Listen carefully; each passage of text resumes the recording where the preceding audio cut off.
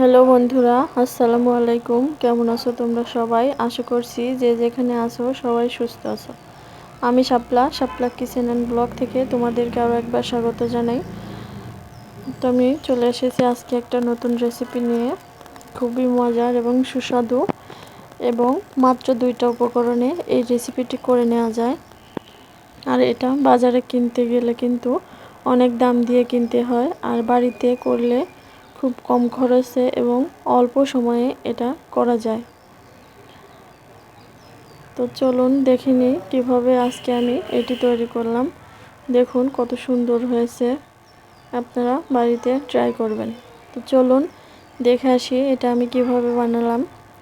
আমি একটা কড়াইতে দিয়ে দিয়েছি পরিমাণ মতো চিনি। আসলে এখানে কোনো পরিমাণ হিসাব করা যাবে না, আপনারা যতটুকু বানাতে যাবেন ততটুকুই দিয়ে দিবেন।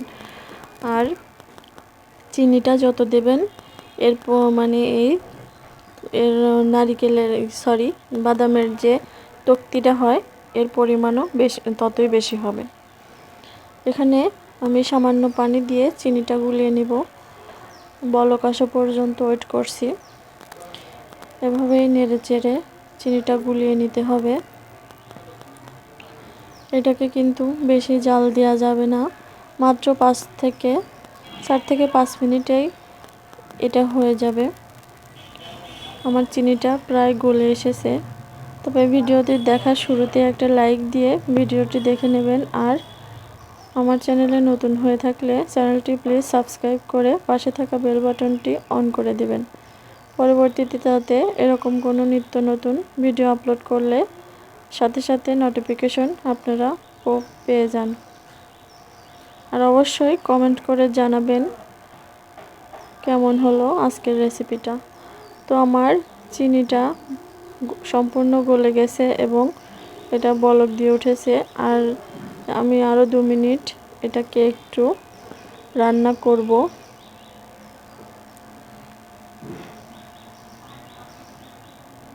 যতক্ষণ না চিনির শিরাটা একটু ঘন হয়।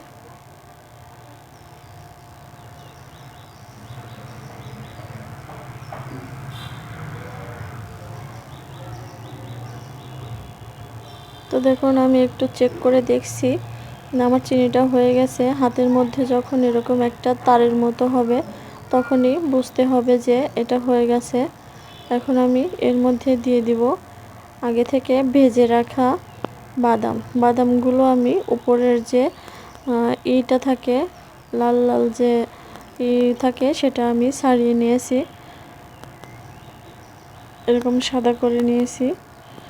এটাকে এখন 15 থেকে 20 সেকেন্ড একটু এভাবে নেড়ে চেড়ে নিয়ে সাথে সাথেই ঢেলে দিতে হবে, না হলে এটা কড়ার সাথে লেগে যাবে, শক্ত হয়ে যাবে।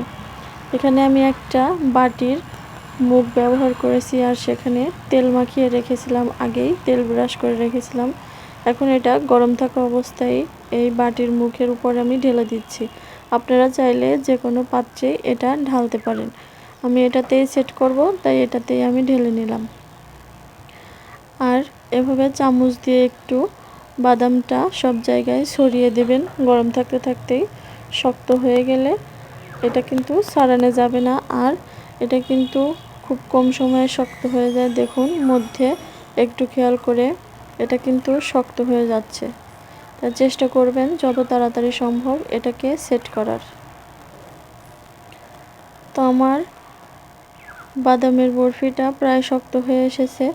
আমি আর নাড়াচাড়া করব না, তুলে নিচ্ছি, না হলে ভেঙে যাবে। তো ফিরে আসছি একেবারে ঠান্ডা না হওয়া পর্যন্ত।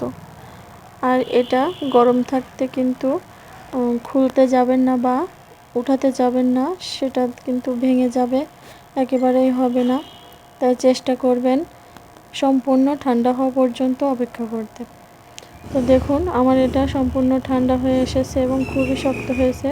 আমি একটু হাতের সাহায্যে এভাবে চাপ দিয়ে এটাকে খুলে নিচ্ছি, আর এভাবে একটা দাগ কেটে নিচ্ছি, তাহলে এই দাগ অনুযায়ী এটা ভাঙবে, না হলে এটা খুবই নরম থাকে, যেখানে সেখান থেকেই ভেঙে যাবে।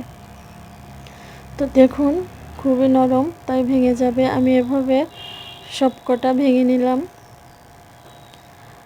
তো দেখলেন তো কত কম সময়ে এটা করে নেওয়া যায় বাড়িতেই খুব সহজভাবে। কী জন্য দোকান থেকে এত দাম দিয়ে এটা কিনে খাবেন, বেশি সময়ও কিন্তু লাগে না।